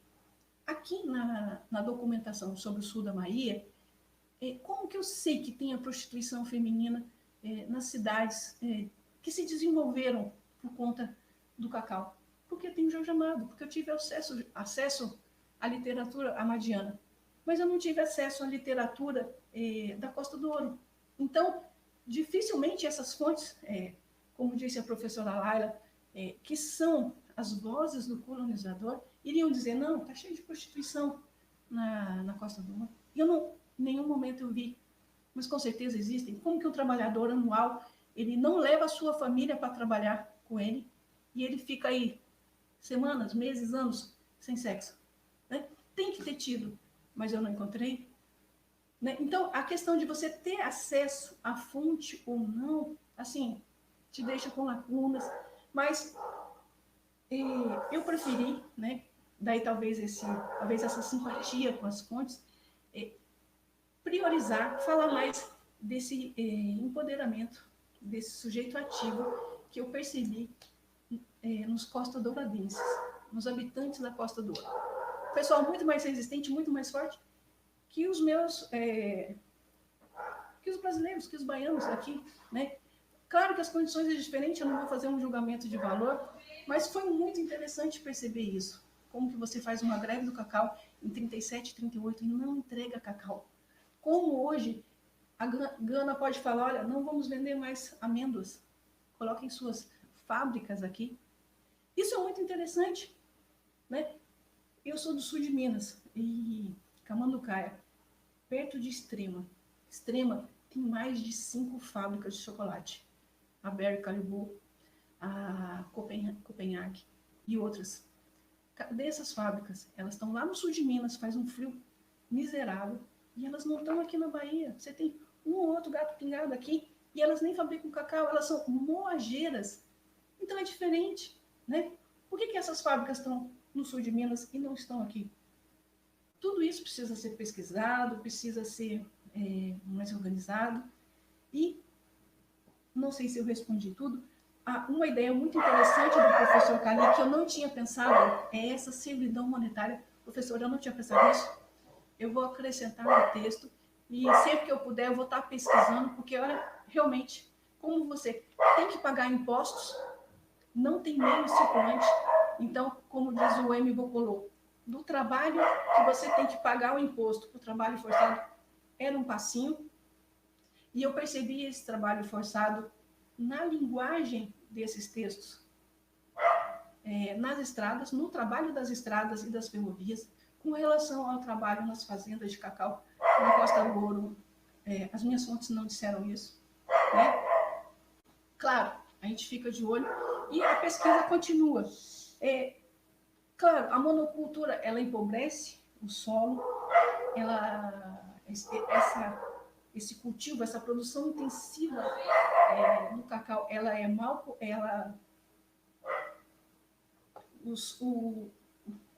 Os ganenses, o pessoal da Costa do Ouro resiste a isso, porque eles têm um modo de produção, que eles plantam o cacau e plantam as diversas árvores para alimento e subsistência. Isso é entendido pelo colonizador, pelo inglês, pelas casas exportadoras aqui no sul da Bahia como preguiça, né? Quando eu cheguei aqui no sul da Bahia há 14 anos, todo mundo falava o seguinte: não, você planta o cacau, deixa lá, depois você colhe. É uma planta que não precisa de cuidados. Durante a minha pesquisa, eu percebi o contrário. Há dezenas de especializações. Você tem o tirador, o podador, você tem o bacaceiro, você tem o estufeiro. Tem dezenas de especializações para você cuidar desse cacau. Então, a quem interessa dizer que o fazendeiro é preguiçoso, que o trabalhador é preguiçoso? Então, esse discurso continua um discurso colonizador. E eu prometo, vou incorporar as críticas, as sugestões à minha versão final. Não sei se eu respondi tudo, mas eu agradeço enormemente todas as contribuições. Eu queria só, Luciano, só para dizer uma coisa. O que você viu como uma conquista no Ghana em relação à estrada de ferro, que é maior que no sul do Brasil, da Bahia, uma coisa que você tem que prestar atenção: ao longo das estradas de ferro tem cemitérios. Nunca se matou tanto. Todos esses trabalhadores eram trabalho forçado. Então, aí você dá uma olhada no livro de MC0, o discurso sobre o colonialismo, ou o fantasma do rei Leopoldo. Aí você vai ter dados suficientes para mostrar, mesmo no contexto do Senegal, a estrada de ferro que ligava Dakar ao Bamako é cheio de cemitérios. Sim. Eu vou pesquisar então, porque essas pessoas trabalhavam, não eram pagos. Sim. Não eram pagos. Então, a administração chegava em tal local, falava para o chefe: queremos X trabalhadores. Então, fornecer. Muitas dessas pessoas nunca voltaram. Sim, sim. Inclusive, professor, num texto que eu li sobre essas estradas de ferro na Costa do Ouro, fala-se de trabalhadores que vieram da Nigéria e que ele fala de todo um complexo para os trabalhadores europeus, bibliotecas, cinema, não sei o quê, e fala do número de mortes. 3 mortes, 4 mortes. Em nenhum momento ele fala do número de mortes dessa construção, em nenhum momento. Né? Claro, vou procurar pesquisar e preencher essas lacunas, né? Mas realmente a questão do acesso à documentação é que às vezes atrapalha. Não é intencional, professor. Obrigado, Luciane, por suas considerações. Pergunto aos professores se ainda querem fazer alguma ponderação, algum comentário. Caso não queira, eu gostaria de usar a palavra um pouco na condição de orientador. Não, eu queria só, como falou todos os colegas, para trabalhos futuros, essa temática, no que diz respeito à colonização na África, as melhores fontes são os romances. os romances. Tem que ler os romances. Sim. Eu li Os romancistas que foram muito a fundo sobre isso. Eu li um romance que o senhor me indicou, que é Os Meninos Soldados, mas ele já trata mais ali de Serra Leoa, e de 1900, 2000, né? Mas eu li, viu? Ok, ela leu, ela é uma pessoa muito, de fato, aplicada. Ela falou de alguns adjetivos, o professor Garrido também, algumas considerações de Alain, e eu acho que eu devo fazer alguns comentários a respeito do trabalho de Luciane. Primeira coisa é reafirmar um adjetivo que lá ela apontou para Luciane, que é a generosidade dela. Ela tem uma generosidade, como disseram aqui no chat, que às vezes é constrangedora, salvo engano, não é? Mas, para além do constrangimento, existe outra característica de Luciane, que é a honestidade, uma honestidade acadêmica, associada à coragem, né, de mudar completamente a sua perspectiva de análise, a sua perspectiva de olhar, né? Ou seja, de que ponto de vista ela observava o seu objeto. Luciane, quando chegou no curso lá em 2019, mais ou menos, na seleção, enfim, ela pontuava um entendimento, vamos dizer assim, que se modificou ao longo da trajetória dela dentro do curso. A sua percepção das relações no interior do continente africano, as suas percepções em relação à própria os próprios relacionamentos na produção de cacau entre o sul da Bahia e Gana. Então, se a gente observa o ponto de partida de Luciane para o que ela apresenta hoje enquanto um trabalho maduro, enfim, obviamente nenhum trabalho ele é definitivo, né? Ele sempre tem algo que se complementar ou algo que se corrigir, né? Teremos aí um avanço enorme. Né? Algumas questões das dificuldades apresentadas por Luciane já foram pontuadas pela professora Laila e pela própria Luciane. Entenda, nós estamos no interior de uma região periférica do Brasil, né?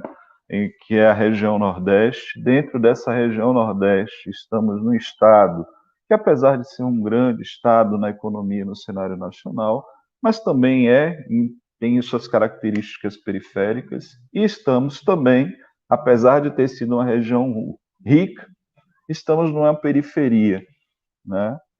E aí, com essas características, nós temos acesso muito limitado a serviços de internet, como vocês podem ver, a serviços de energia que caem toda hora, e isso também se apresenta como uma limitação, muitas vezes, para a questão da investigação histórica.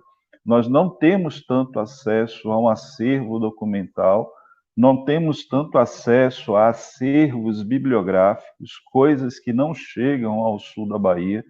Desculpe a provocação, viu, Alain? Mas a gente não está no Rio de Janeiro, onde fazer uma pesquisa histórica, né, é uma obrigação para qualquer aluno de TCC, porque ele tem um Arquivo Nacional, tem o Museu Nacional, tem o Instituto Histórico e Geográfico Brasileiro, né, tem o Arquivo do Rio de Janeiro, tem o Museu Nacional, e aí, né, todas essas facilidades e acesso a todo um acervo, uma rede de livrarias e bibliotecas, facilita o trabalho do investigador. Nós estamos, né, um pouco longe, um pouco lejos, né, dessa situação que consideramos uma situação ideal. Né? E, para nossa surpresa, né, a coragem, né, e o afinco de Luciane em ir atrás das fontes fez com que ela descobrisse aqui no sul da Bahia um manancial que ainda precisa ser explorado, de dados sobre o manejo do cacau, né, não só no sul da Bahia, mas em toda a região, quer dizer, em todos os países produtores de cacau. E foi a descoberta desse acervo, né, que viabilizou a possibilidade, né, e a construção, o formato dessa dissertação que se apresenta hoje, né? Esse acervo é o acervo da CEPLAC, né? Precisa ser, inclusive, preservado, precisamos estar atentos à preservação desse patrimônio da região sul baiana, esse patrimônio, né, baiano, por assim dizer. Né? E isso se deve, sobretudo, à coragem de Luciane e ao seu empenho, né, à sua disciplina. Obviamente que aí teremos, por conta dessa mesma situação, um acesso limitado a uma bibliografia africana, que, aliás, não é uma característica apenas da região sul-baiana, mas é uma característica do Brasil como um todo. O mercado editorial brasileiro ele é muito restrito, ele é muito pouco generoso, né, com os intelectuais africanos, seja intelectuais que produzam conhecimento de qualquer área, né, área de produção de conhecimento, ou mesmo da literatura africana. O que chega, na maior parte das vezes, são os best-sellers, né, vamos dizer assim, quando chega alguma coisa. E isso, obviamente, que impacta sobre uma bibliografia, uma leitura mais profunda de uma bibliografia mais atualizada. A outra questão que foi bastante relevante no resultado final, né? Embora eu considere o resultado muito bom, estou informando a vocês as dificuldades que Luciane teve de superar para apresentar esse trabalho hoje, está propriamente associado ao contexto pandêmico que vivemos, né? A própria possibilidade de deslocamento dela, e isso estava previsto para Brasília, pelo menos eu não comentei com ela, eu tinha intenção de que ela fosse, né, para Brasília, para o Rio de Janeiro, né, para outro, ou eventualmente uma visita a um país como Gana, ou que a gente já havia considerado essa possibilidade, estávamos verificando como faríamos isso, ficou impossibilitada, ficou limitada.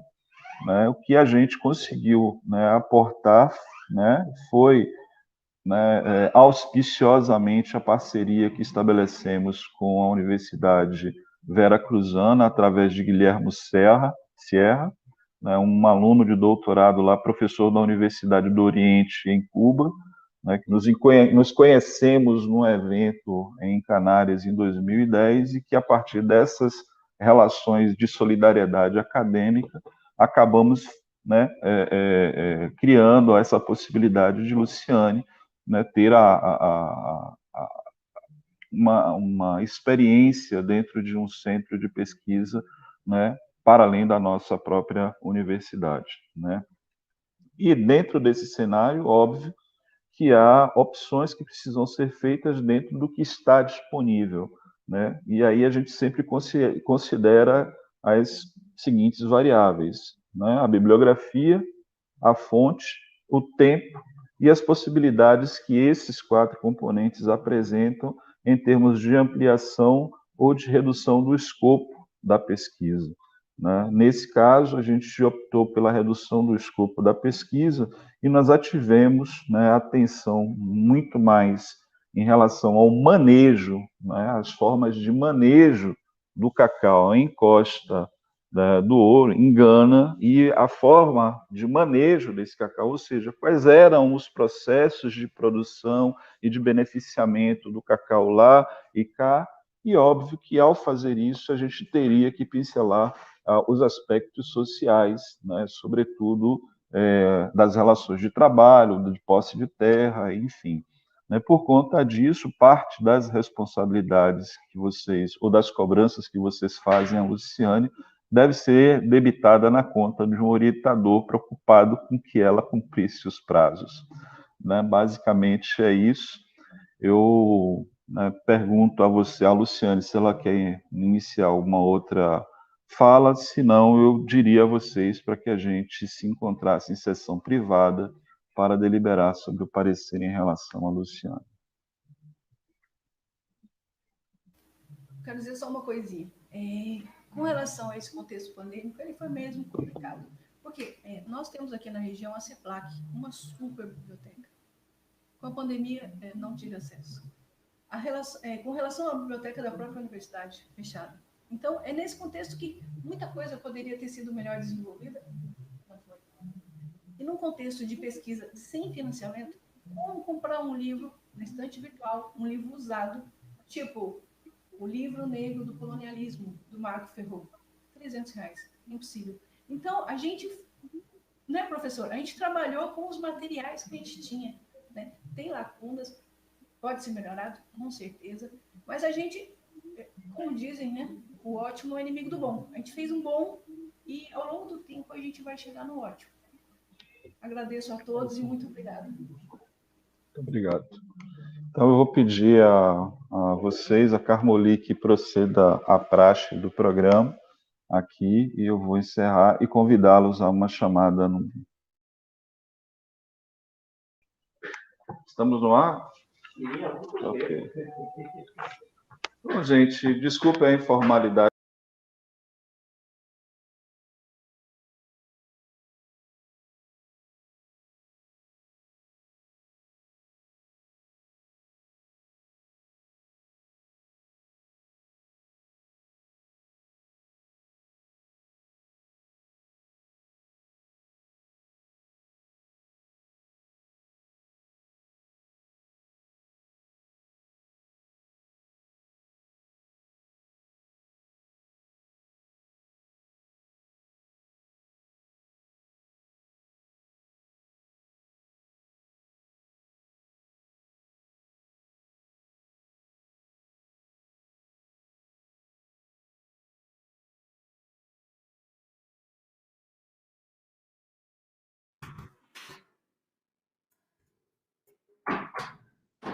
No escucho.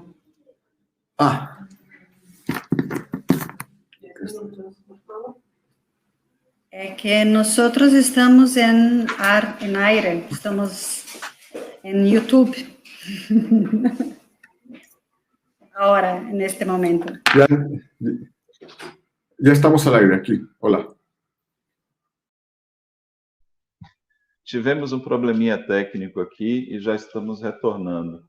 Assim que o professor Alain retornar, a gente inicia. Enquanto isso, tchan, tchan, tchan, tchan. Ah, sim.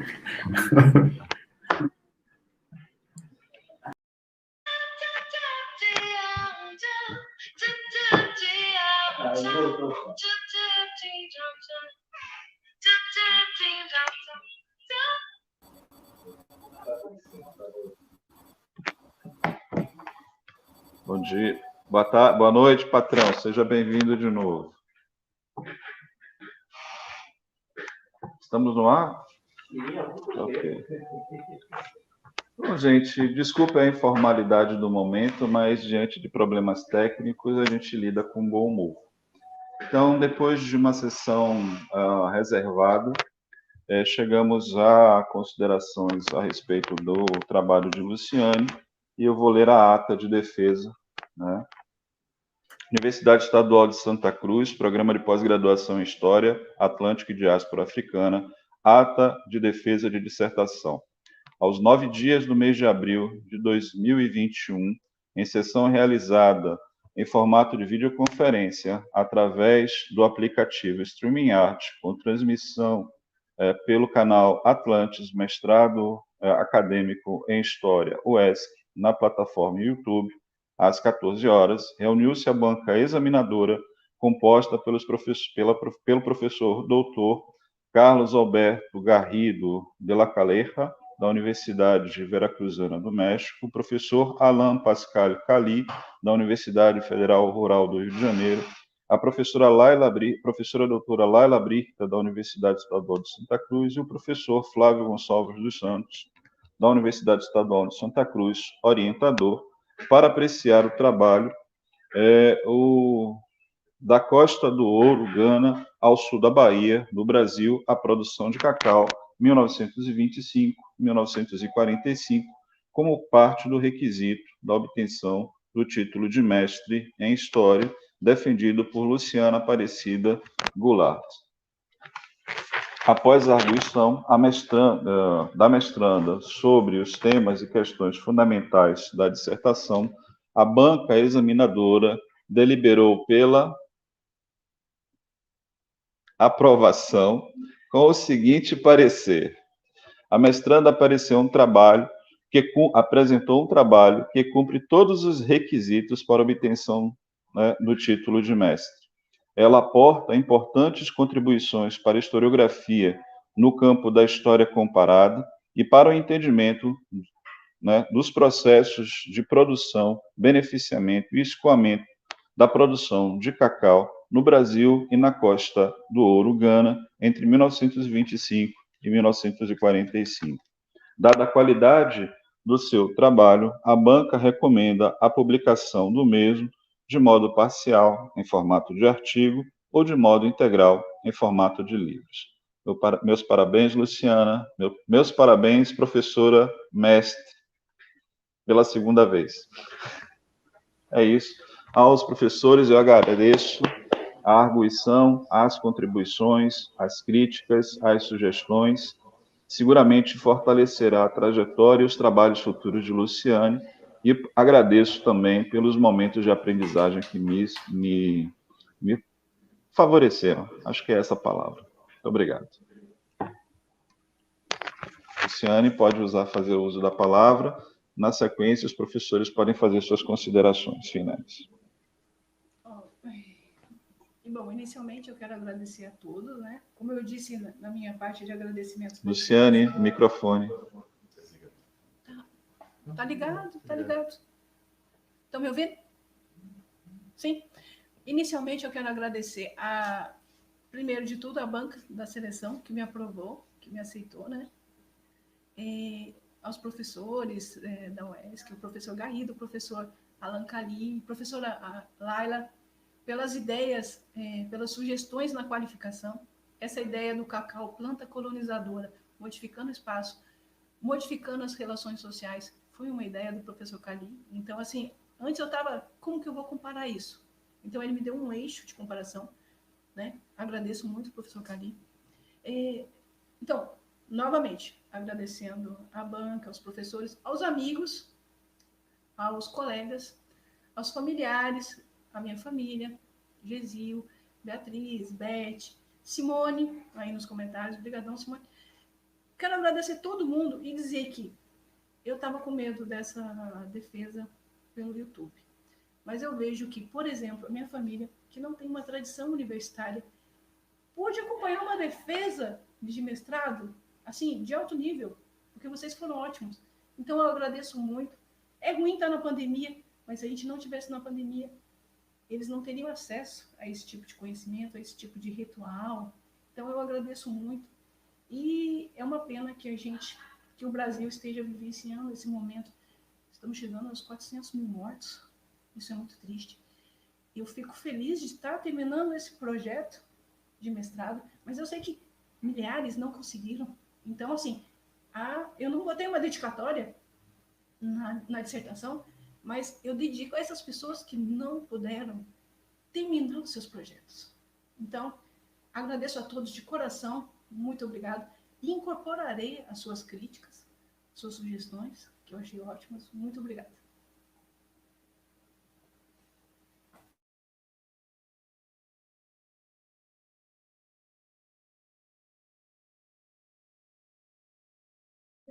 Professor Garrido, se quiser fazer uso da palavra.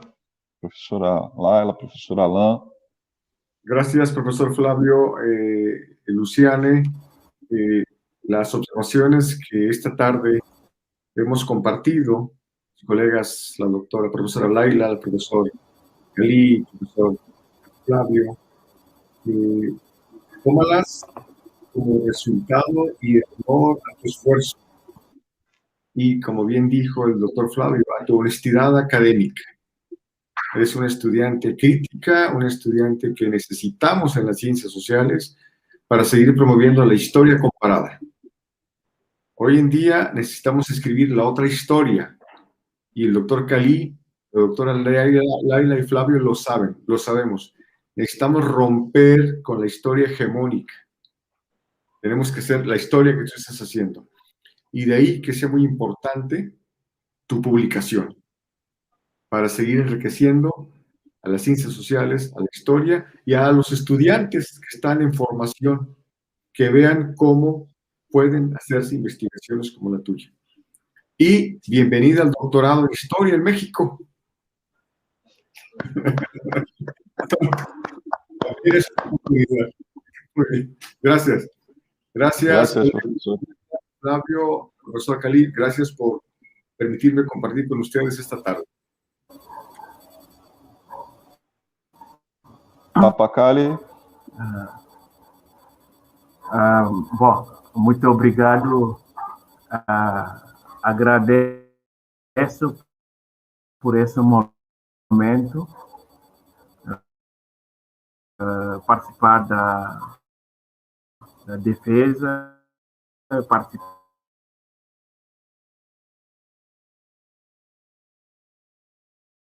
da defesa do projeto, a gente discutiu, cresceu muito.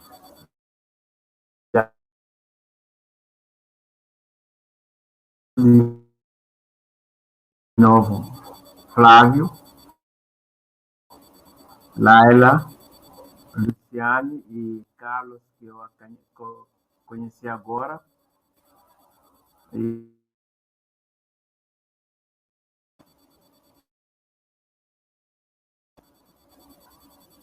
Eu fui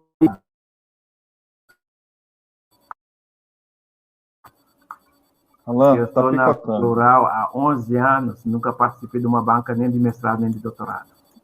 Eu digo, eu participo mais das bancas na França, eu participei mais das bancas na França de doutorado do que no Brasil. E na Rural, na minha universidade, não, é uma coisa especial. Flávio, agradeço muito, e Luciano, agradeço muito. Eu falei que foi uma coisa muito forte para mim, porque 11 anos na Rural, nunca participei de uma banca. Então, é uma coisa... Eu fui colocado no lado. Então, é uma coisa atípico para mim, entendeu? Eu participo mais... como se diz? Emocionante, isso aí. Obrigado.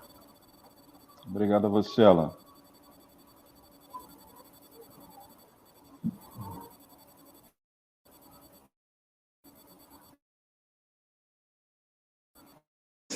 Não, Luciane, só minhas últimas palavras, parabéns pelo seu trabalho, tenho certeza que você ainda tem uma trajetória belíssima, você já tem uma trajetória para trás, agora você vai ter uma trajetória para frente, ela continua seu caminho, né, se você fizer esse doutorado lá no México, não vai ser, espero, em momento pandêmico, aí a gente comemora o final dele com uma tequila, um água miel. Eu queria comemorar o encerramento dessa... Eu não sei se eu queria encerrar com uma cerveja ou se eu queria encerrar com pão de queijo e o café da sua irmã, mas a gente não vai poder fazer isso nesse momento, então eu agradeço ao convite, Simone, né? Vou me sentir realmente convidada, e parabéns, Luciane, obrigada, inclusive, por poder compartilhar novamente esse momento com vocês. Prazer em conhecer o professor Carlos Garrido. Alan, sempre um prazer estar com você. E Flávio, mais uma vez, obrigada também por a gente estar aqui juntos nesse trabalho aqui com a Luciane, que foi muito importante, muito enriquecedor. Obrigada, gente. E vamos sobreviver. Sejamos otimistas como resistência. Muito obrigado às pessoas que assistiram. E encerramos aqui mais essa defesa, né, agradecendo a Luciane, que fará uso da palavra agora. Só te cortando, professor, eu preciso... O problema de você ficar agradecendo, assim, fulano, Beltrano, é que você esquece. Professor, principal, obrigado, agradecimento ao senhor. Obrigado por ter aguentado os meus WhatsApps, por ter me orientado na organização dos textos, por ter me emprestado livros, por ter me aceitado como aluna. Agradeço. Luciane, uma dívida com o senhor. Muito obrigado. Não, você não tem dívida comigo, não, porque a gente vai continuar trabalhando junto aí pelos próximos tempos, né? Seremos parceiros de trabalho. Muito obrigado a você pela confiança e obrigado a vocês que assistiram. Muito obrigado, né? Encerramos nossa transmissão na certeza também firmamos novos laços de solidariedade e parceria. Um beijo no coração de todos vocês e boa noite. Agora eu vou para a minha aula de História Antiga. Hasta luego. Hasta luego. Hasta luego. Muito obrigada, Astelego. Luciane, un fuerte abrazo. Cuídate mucho. Forte abraço, professor.